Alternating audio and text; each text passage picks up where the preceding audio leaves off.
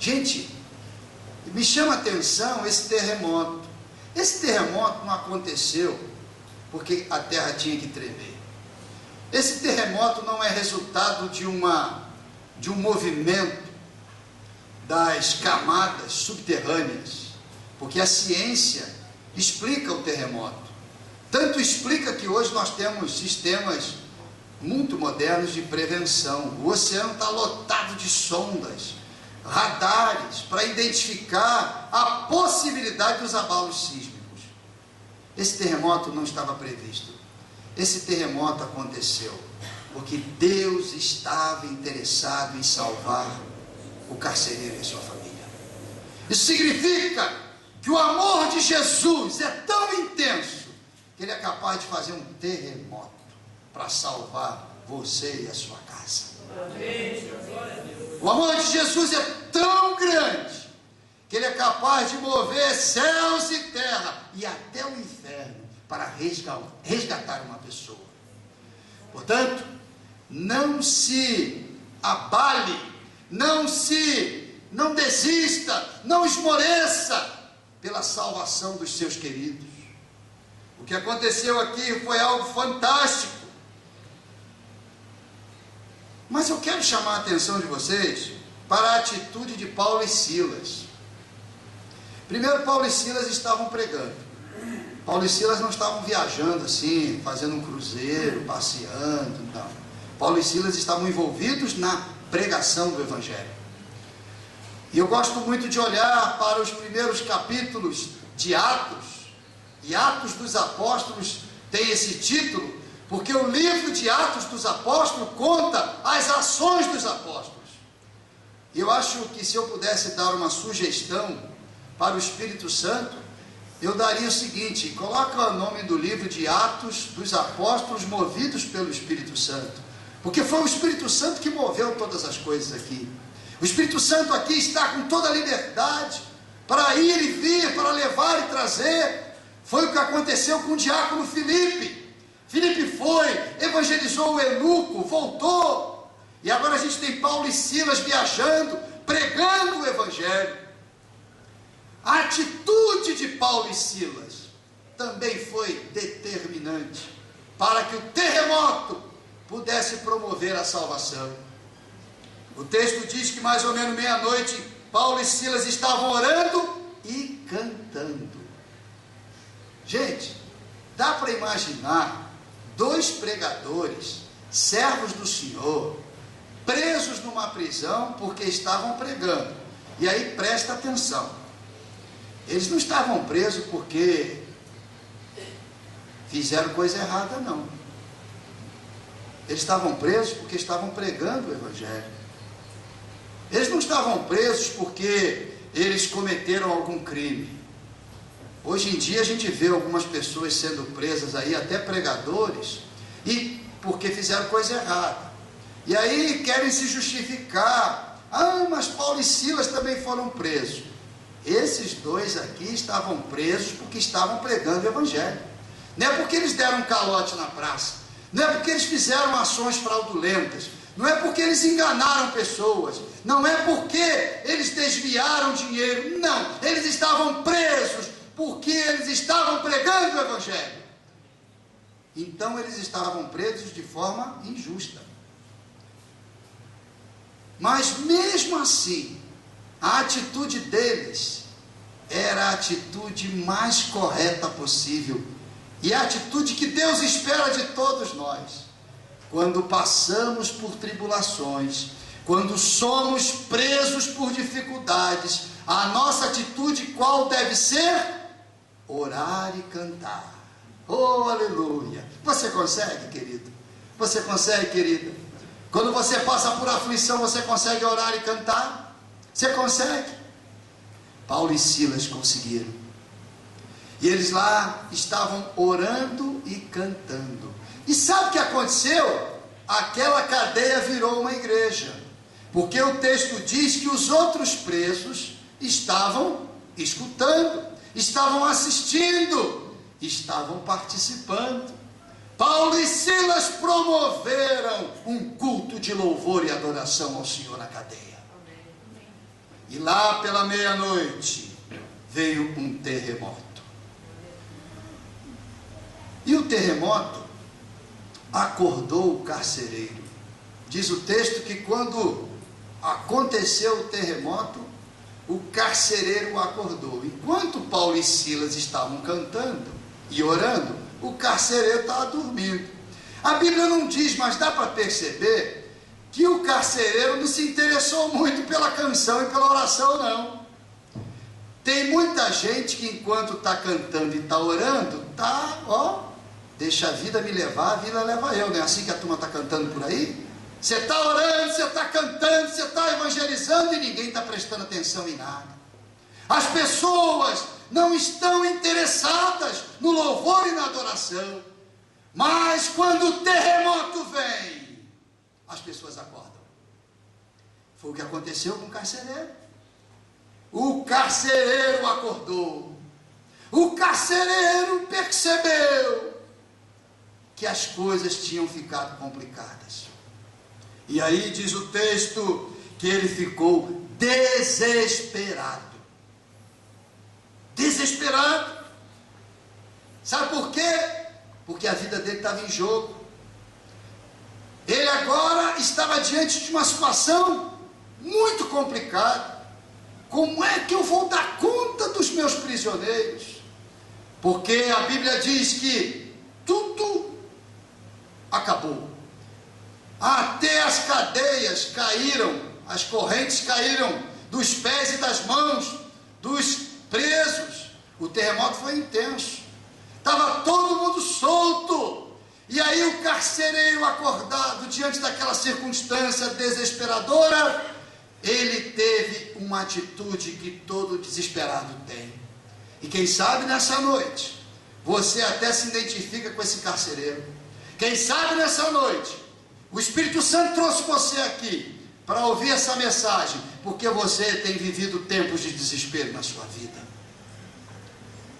O carcereiro, quando percebeu a circunstância difícil, o que diz a Bíblia? Ele pegou a sua arma, que naquela época não era revólver, não era pistola, era lança. Ele pega e atenta contra a sua própria vida. E aí, desesperado, ele toma a decisão de morrer.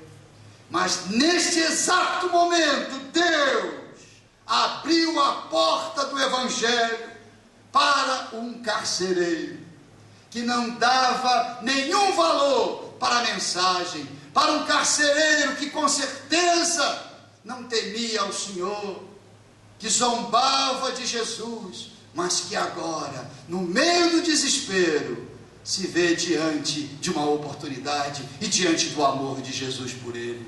Irmãos, aqui cabe uma reflexão para nós que somos salvos. Nós precisamos desenvolver compaixão, nós precisamos desenvolver interesse por aqueles que não estão interessados no Evangelho. Você tem interesse por aqueles que não estão interessados no Evangelho? Você tem interesse? Você ora por eles? É interessante a atitude de Paulo e Silas. Paulo e Silas sabiam, o carcereiro prendeu a gente, o carcereiro não foi solidário com a gente, pelo contrário, colocou a gente na cela solitária lá no fundo. Mas Paulo e Silas, quando precisaram se apresentaram com compaixão, com amor, com interesse. Portanto, nós aprendemos nesse momento que o amor de Deus vai além dos nossos interesses, porque o interesse de Deus é que todos, diga todos, todos, até os desinteressados, conheçam o amor de Jesus. Portanto, talvez você viva um ambiente de desinteressados. Talvez você diga: pastor, o meu pai é um desinteressado, a minha mãe também é, meus irmãos, pastor, só eu, pastor. E eu sei que aqui temos irmãos assim. Talvez você, minha irmã, diga: pastor, o senhor está falando do meu marido. Meu irmão, eu não estou tendo revelação não, eu sei que é assim mesmo, muita gente desinteressada. Mas quero te dizer uma coisa agora: pelo poder do nome de Jesus. Jesus quer salvar os desinteressados. O carcereiro não tinha nenhum interesse, mas pode ser que venha um terremoto sobre você, e aí o evangelho de Jesus vai se manifestar. Oh, Paulo e Silas estavam lá. Quando começou a tremer, eles não ficaram desesperados, pelo contrário, eles até, talvez Paulo tenha dito para Silas: oh, é agora que o poder de Deus vai se manifestar nessa cadeia, é agora que o reino de Deus vai chegar, é agora que nós vamos ver a conversão desse povo. Paulo e Silas estavam profundamente interessados na conversão das pessoas. Vocês estão assim? Olha, queridos, nós temos orado. Nós queremos ver muita gente sendo conhecida e conhecendo o reino de Deus. Oh, aleluia! Muita gente pensa que o reino de Deus é só para os justos, não é só para os bonzinhos. Mas Jesus disse que Ele veio para quem necessita dEle. Jesus veio para aqueles que se perderam. Jesus veio para aqueles que estão longe da casa do meu Pai, ovelhas perdidas da casa de meu Pai. Foi assim lá na cruz, vocês se lembram? Na hora da morte, no momento de dor, no momento de aflição, um ladrão olha para Jesus e suplica por salvação. E o que é que Jesus disse? Hoje mesmo estarás comigo no paraíso. Oh, é o amor de Jesus revelado, é o amor de Jesus transbordado, é o amor de Jesus manifesto para todos nós. Queridos, de forma objetiva, nós podemos tirar aqui uma primeira lição. Jesus precisa hoje de pessoas como Paulo e Silas para anunciar a salvação. Paulo e Silas estavam cumprindo a ordem de Jesus para pregar o evangelho a toda criatura.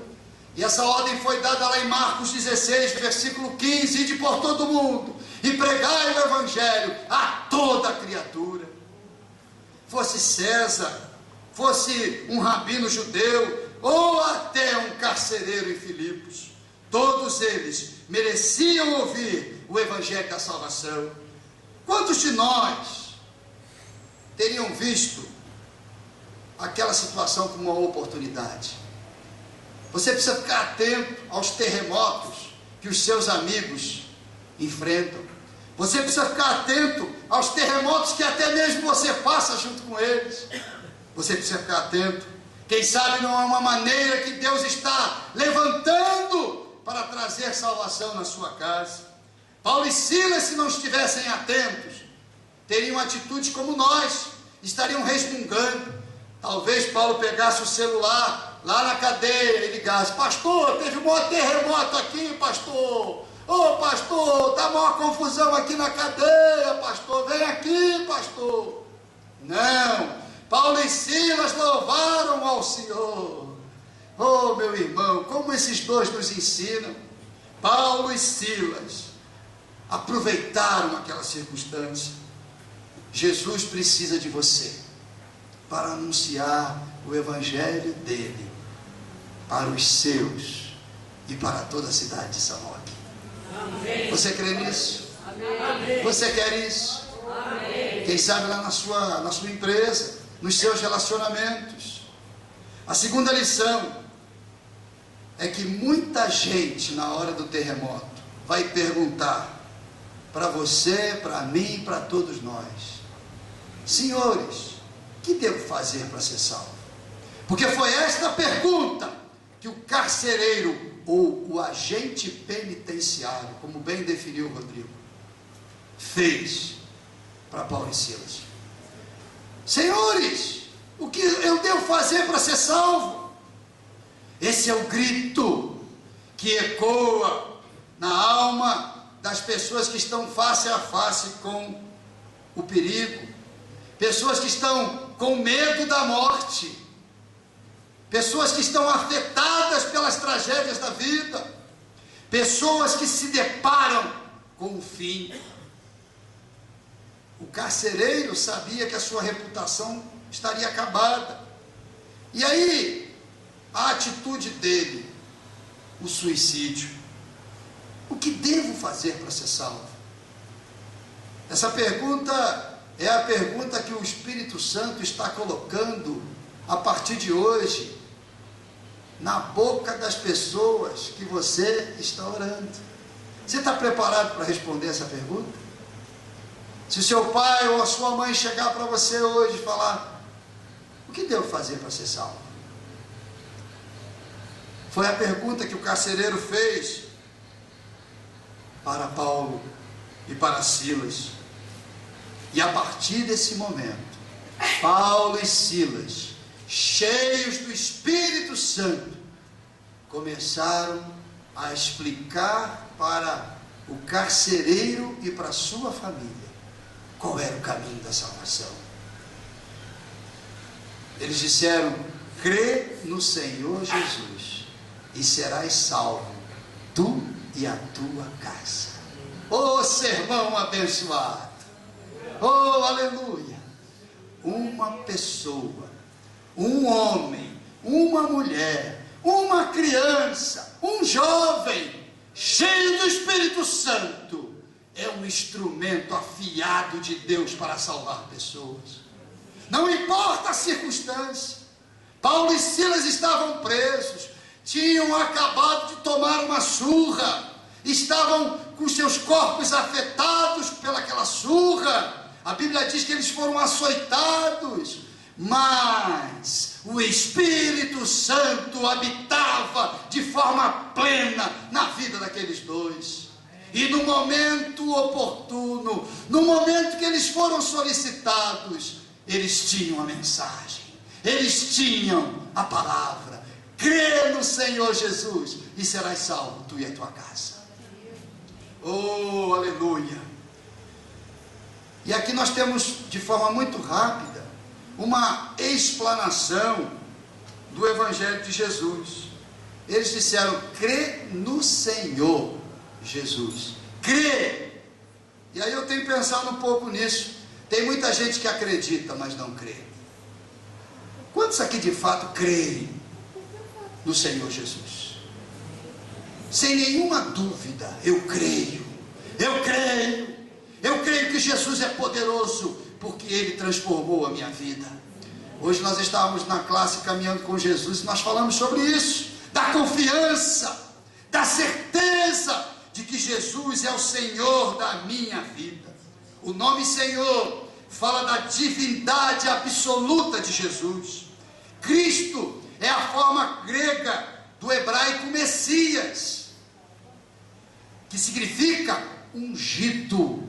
No Novo Testamento, o Novo Testamento diz que Messias é o mesmo que Cristo, lá em João capítulo 1, versículo 41, capítulo 4, versículo 25. O nome de Jesus quer dizer Salvador ungido. Jesus Cristo significa Salvador ungido. Yeshua HaMashiach, o ungido de Deus, para perdoar pecados e para reconciliar o homem com o Senhor. Essa declaração, este fundamento, esmaga tudo que as outras religiões pagãs tentam colocar como fundamento da sua fé. Somente Yeshua HaMashiach, somente Jesus Cristo é poderoso para perdoar pecados, para salvar pessoas e para levar as pessoas ao seu reino. Paulo fez uma explanação. E sabe qual foi o resultado desse momento tão especial? O carcereiro e a sua família creram e foram batizados. E aqui a gente tem um ensino muito especial, e já estou concluindo, para aquelas pessoas que se convertem. E nós temos aqui várias pessoas que se converteram, e agora eu gostaria de trazer sobre vocês uma reflexão. O batismo é muito importante. Jesus disse: crê no Senhor, quem crer e for batizado será salvo. E me chama a atenção a atitude dessa família. Eles se batizaram à noite. Talvez na casa do carcereiro tinha uma piscina, correu todo mundo para lá e todo mundo foi batizado. Portanto, você que crê, busque o batismo. Busque o batismo. O batismo é uma confirmação da sua fé. O batismo é uma declaração. Eu quero Jesus como Senhor e Salvador da minha casa. Foi isso que o carcereiro e a sua família fizeram. Paulo e Silas foram presos injustamente, levados para a prisão, mas não estavam presos. Eles estavam livres para anunciar o reino de Deus.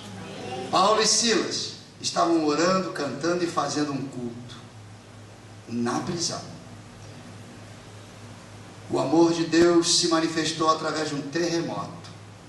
E aquilo que era uma tragédia virou uma oportunidade de salvação.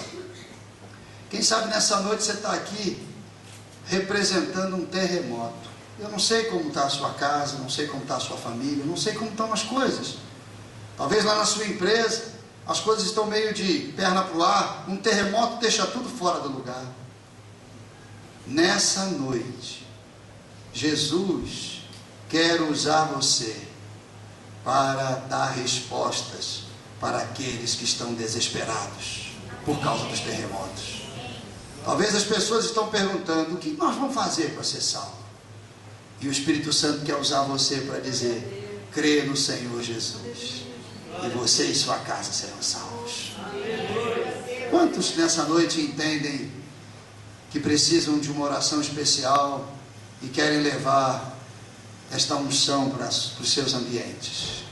Quem sabe você está vivendo, então pode ficar em pé. Talvez você esteja representando um terremoto. Isso, por fé, por fé. Talvez você esteja representando um terremoto. Nessa noite, nós temos muitos terremotos aqui, hein?